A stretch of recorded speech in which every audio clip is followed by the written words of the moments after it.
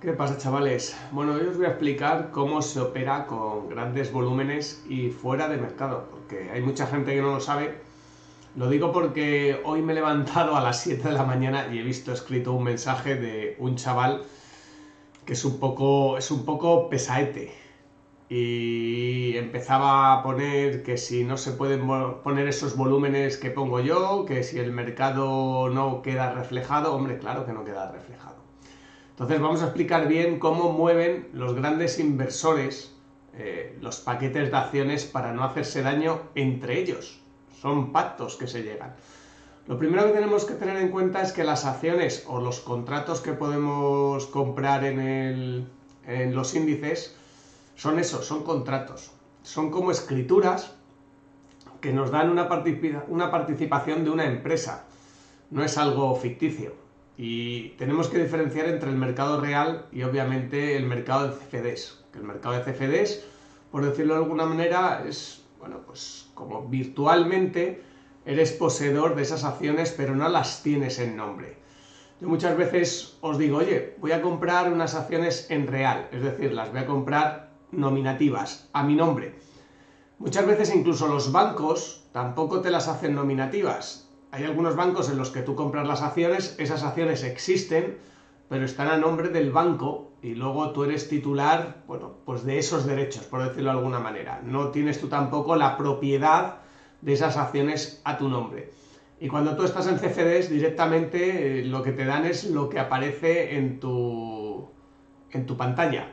Ahí sí que ni es nominativo ni es nada, y puede que incluso el broker ni siquiera llegue a tener esas acciones o esos contratos en los índices. Es un mercado virtual, por decirlo de alguna manera. Os voy a poner un ejemplo muy claro para que se entienda. Yo puedo tener unas acciones, yo me muero y el día de mañana la heredan mis hijos. Imaginaros, tengo 1.000.000 de acciones en NIO, yo me muero y la heredan mis hijos. ¿Qué pasa con esas acciones? Esas acciones están a mi nombre, es como la escritura de una empresa. Y cuando yo me muero, esa empresa, esa escritura que está a mi nombre, pasa a nombre de mi hijo y no ha habido un ejercicio de compra y venta. ¿Entendéis? No aparece por ningún lado una compra y una venta. Directamente se cambia el nombre. No sale al mercado mi piso e inmediatamente mi hijo lo compra porque yo me he muerto y entonces ya lo puede poner a su nombre. No, se pone a su nombre. Lo mismo pasa en las acciones. Las acciones, la gente se cree que para que tú puedas tener acciones tienes que sacarlas al mercado y venderlas físicamente y luego ya cambian a tu nombre. No. Si yo me muero, mi hijo instantáneamente, bueno, hay que hacer obviamente un papeleo, tendrá las acciones y esas acciones no pasan a mercado. Ese procedimiento existe sin que haya un fallecimiento. Yo puedo ponerme en contacto con cualquier persona que tenga acciones y las podemos cambiar nuestros nombres a cambio de lo que sea, o cederlas o regalarlas, y no tienen por qué salir a mercado. Una persona A tiene 1.000.000 de acciones y una persona B, por ejemplo, que soy yo, tengo 0 acciones. Yo hablo con la persona A fuera de mercado, y la digo, oye, yo quiero tu 1.000.000 de acciones. Y esa persona me va a decir, vale, yo te las vendo a X precio. ¿A ti te interesa? Puede ser más alto, igual de precio de mercado o más bajo. Y yo la digo, me interesa. No tenemos por qué sacar esas acciones a mercado. Directamente se cambia el título nominativo, se cambia la propiedad, el registro de esas acciones. No hace falta sacarlas a mercado, por lo cual no intercedemos en el volumen diario, ni en el mensual ni en el anual. No se interfiere. Ese tipo de intercambios no queda reflejado en los volúmenes que podemos ver en los brokers o en los volúmenes que se pueden ver en los bancos. No sale. ¿Cómo se llama esto? Bueno, hay muchas maneras. Desde una manera, entre comillas, oficial, que es ir a hablar directamente con esa persona. Se puede quedar en una deep pool, que cualquiera que entienda un poquito sabrá lo que es una deep pool, que simplemente es, bueno, pues una especie de foro, una especie de sitio donde se reúnen gente que obviamente tiene un gran volumen de acciones y se intercambian las acciones de una manera nominativa. No salen a la compra y no salen a la venta. Directamente se intercambia, bueno, ¿por qué? Bueno, se puede intercambiar por dinero, por favores sexuales, por cocaína, por lo que tú quieras. Se cambia el título de la valor de la acción. o sea, del valor nominativo, o sea, el valor nominativo del nombre de la persona, de la propiedad nominativa. Entonces, hay que entender eso. Hay un montón de sistemas de intercambio de acciones que no van a salir reflejadas nunca en el volumen. Os lo voy a dejar un poquito escrito para que lo entendáis, porque el vídeo se puede extender si queremos. Voy a coger esto y lo voy a bajar para abajo. Y vamos a coger un folio, porque así la gente lo entenderá mejor. Porque alguno dirá, joder, ¿y por qué se hace así y no sale directamente a mercado? Pues yo lo voy a poner de una manera muy sencilla para que la gente lo entienda. Aquí tenemos un gráfico de acciones. Ahí lo tenéis. Vamos a ponerlo así. Y aquí tenemos otro gráfico de acciones. Este gráfico que tenemos aquí va a pertenecer a BlackRock. Luego lo giro para que lo leáis bien. A BlackRock. Y este gráfico de aquí va a pertenecer a Spartan Broker.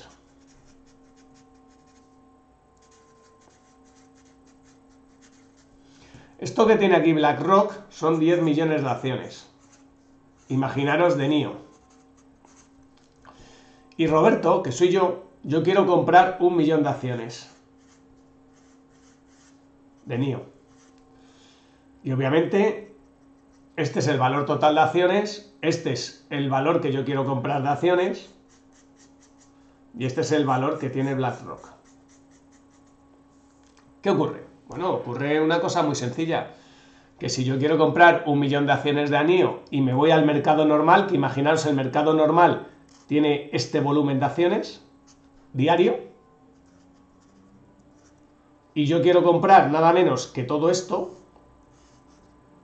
yo solo voy a poder comprar, como mucho, este trocito al precio. Como mucho, que es el volumen diario. Y me va a faltar todo este trozo para poder comprar. Si yo quiero comprar 1 millón de acciones de NIO y lo quiero comprar en el mercado ordinario, por decirlo de alguna manera, si NIO está a 7,70, a lo mejor solo hay un paquete de 1000 acciones disponibles a 7,70. Y luego, voy a ponerlo un poquito más cerca porque si no, no lo veis. Voy a cogerlo así directamente para que se vea bien. Un volumen de acciones de 7,70, 1000 acciones. Y luego a lo mejor en 7,71 hay 300 acciones. Y luego a lo mejor en 7,75 hay 2000 acciones de gente que quiere venderla. ¿Qué ocurre? Que si yo quiero comprar 1 millón de acciones, empiezo a comprar por lotes, empieza esto a subir, y para comprar 1 millón de acciones, igual al final acabo en $15. Y si quiero comprar 1 millón de acciones, primero que el mercado no hay tanta demanda, empiezan a tirar de los lotes superiores y a lo mejor sube a $15 la acción. Por lo cual estoy haciendo una auténtica mierda de compra, porque a lo mejor la valoración media de todas las acciones del millón de acciones que he comprado, igual se me queda, yo qué sé, en 11,75. Cuando yo quería comprar el millón de acciones a 7,70. Menudo negocio de mierda que he hecho, que con el volumen del millón de acciones que yo he querido comprar, acabo de subir la acción pues aproximadamente un 40%. Claro, esto es una auténtica mierda. Yo no voy a meterme en mercado, voy a comprar 1 millón de acciones de NIO y voy a dejar la cotización en 11,75 porque estoy todo el rato cerrando lotes superiores para comprar mi millón de acciones porque no hay el volumen diario. Claro, ¿qué hago yo? Yo hablo directamente con BlackRock. Y BlackRock tiene 1 millón de acciones. Y sabe que ahora mismo está en 7,70. Si yo hablo con BlackRock y quiero comprar 1 millón de acciones, lo que no va a hacer BlackRock es decirme, no, te voy a vender el millón de acciones a 7,70. No, BlackRock no es gilipollas. BlackRock me dirá, oye, pues te voy a vender el millón de acciones, por ejemplo, a 8,25. Es un negocio, es una negociación en la que tenemos que llegar BlackRock y yo. Y claro, a lo mejor pactamos y compro 1 millón de acciones de NIO en 8,25.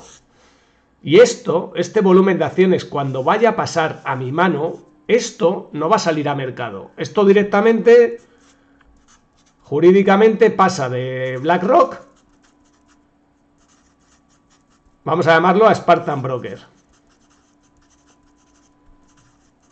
Y esto pasa directamente en un despacho. Que luego, obviamente, se tiene que notificar a la SEC y, bueno, a diferentes organismos. Y esto es 8,25. Estaban a 7,60, 8,25. Este millón de acciones no ha pasado nunca a volumen. ¿Qué ocurre? Que cuando nosotros vamos a ver el volumen diario de NIO, pues va a seguir, imaginaros así, pum, pum, pum, pum, pum, pum, pum, pum, pum, y va a ser un volumen normal, el volumen normal que tenía diario. No va a aparecer reflejado de repente un millón de acciones y va a aparecer aquí un pico que igual se va hasta ahí arriba en un minuto. ¿Por qué? Porque, hombre, obviamente no somos gilipollas y no vamos a subir la acción. Al propio BlackRock no le interesa tampoco que suba de esa manera la acción. Algunos se cree que le sube, o sea, que le interesa. Y vamos a poner otro ejemplo, que sería el ejemplo contrario. Imaginaros, estoy aquí con un volumen de 1 millón de acciones. 1 millón de acciones tengo ya aquí. Y aquí tenemos a BlackRock. Vamos a poner otra vez BlackRock. ¿Y qué ocurre? Que la cotización de NIO está en 7,25. Que lo ponemos aquí. Esta es la cotización real de NIO.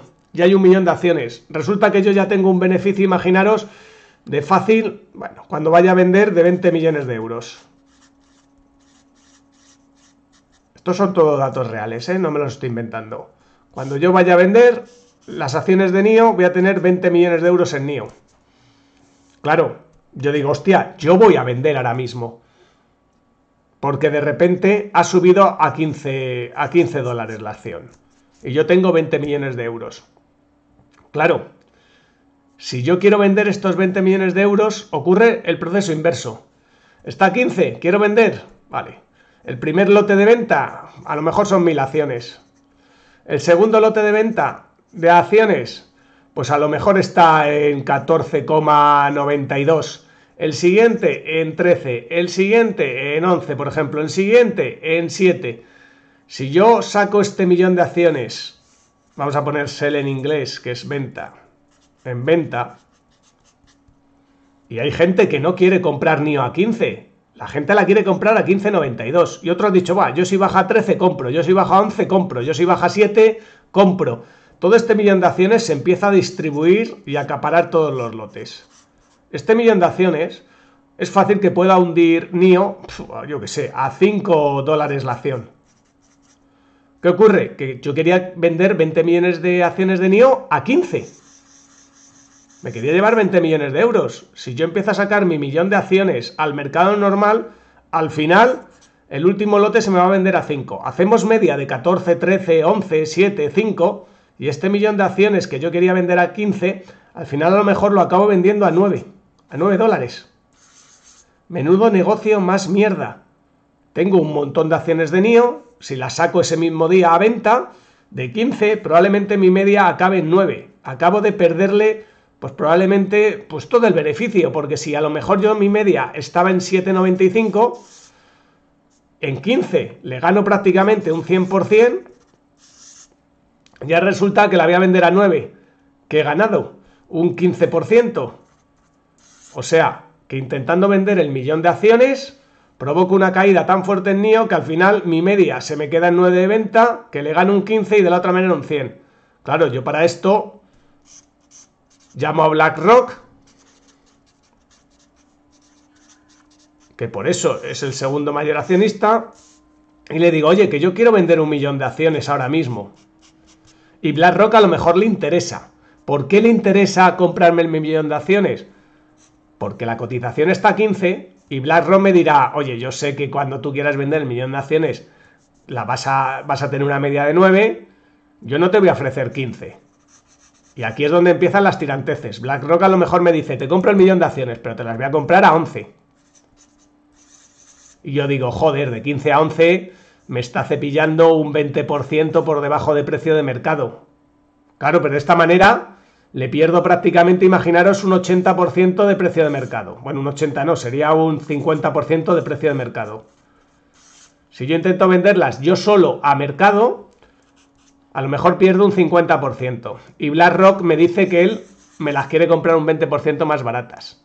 BlackRock a lo mejor no estaba interesado en comprar más acciones de NIO, que es lo que muchas veces vemos de, oh, BlackRock acaba de comprar 4 millones de acciones de NIO.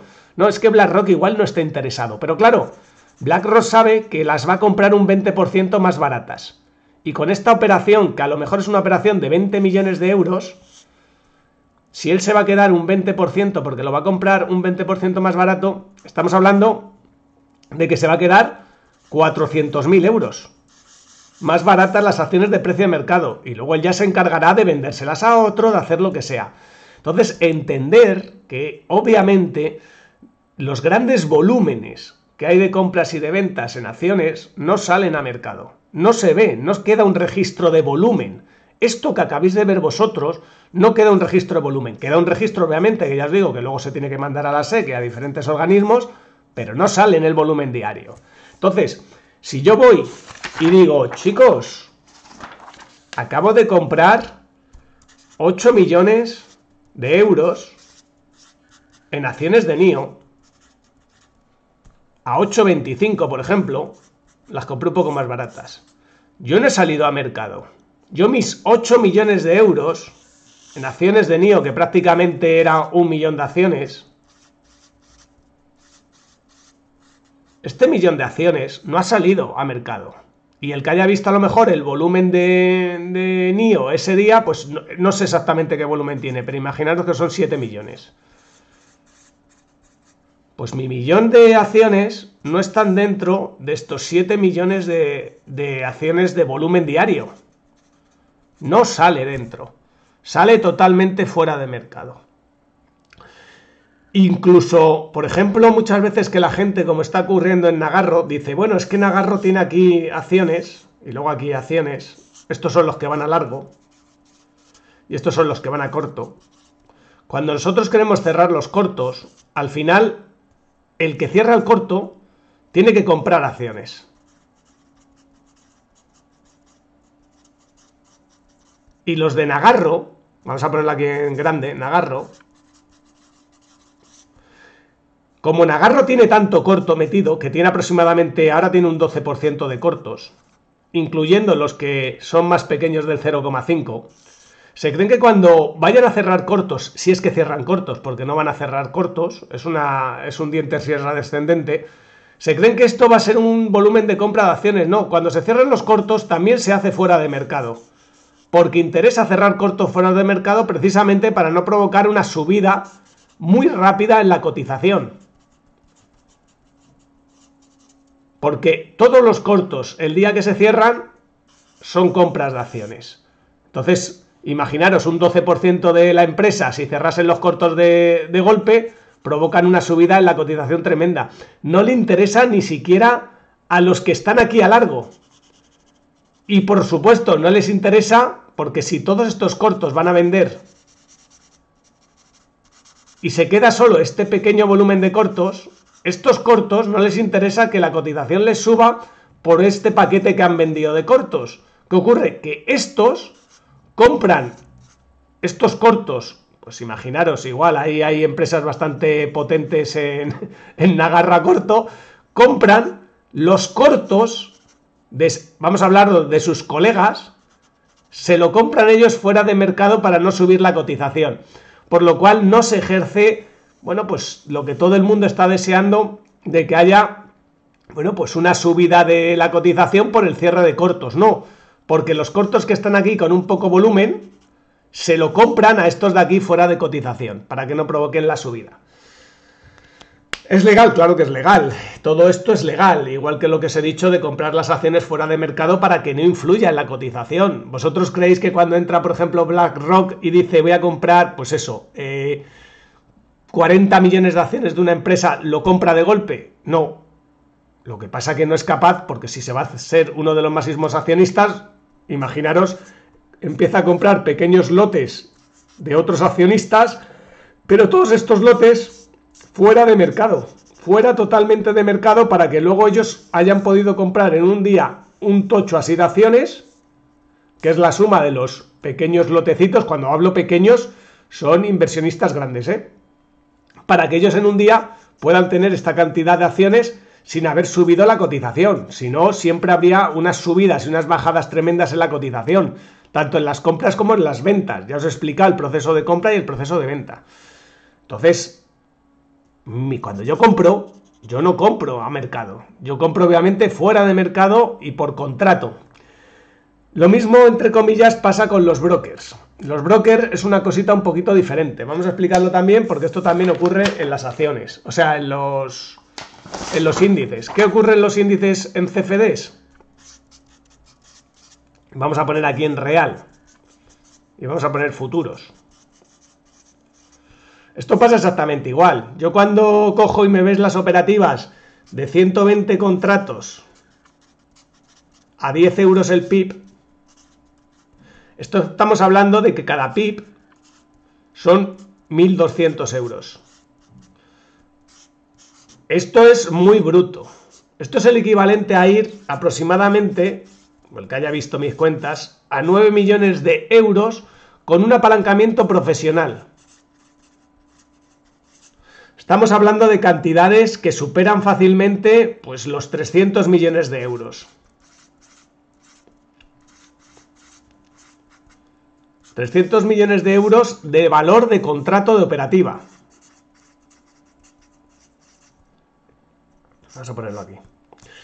¿Qué ocurre? Bueno, aquí ocurre dos cosas. La primera, que cuando veis 120 contratos de 10 pips, a mí normalmente, imaginaros, en este caso estos contratos me salen a unos 600 euros por contrato, aproximadamente.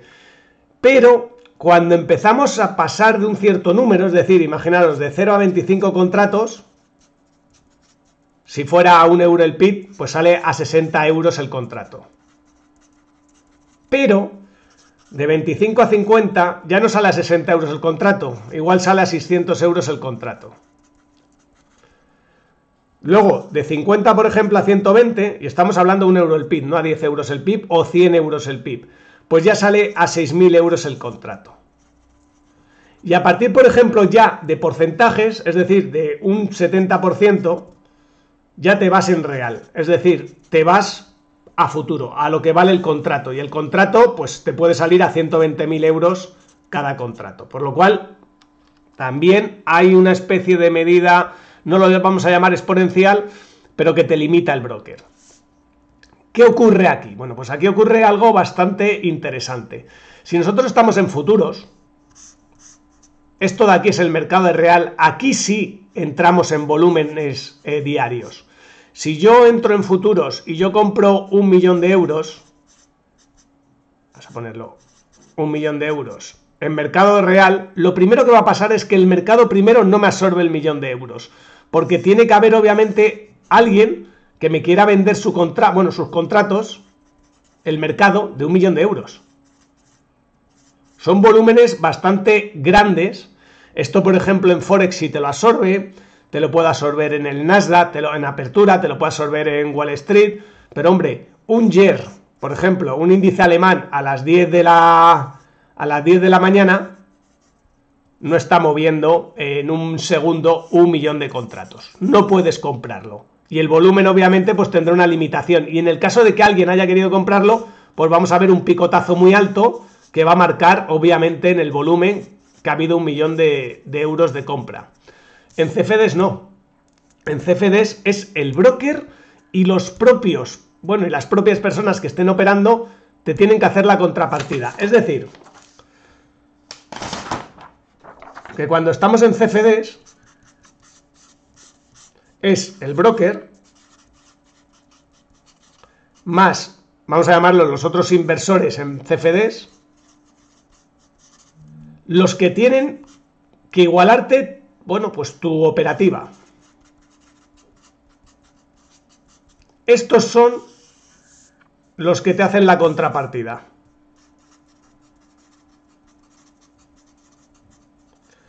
¿Qué pasa? Que si yo aquí, por ejemplo, en la operativa compro 120 contratos de 100 euros el pip,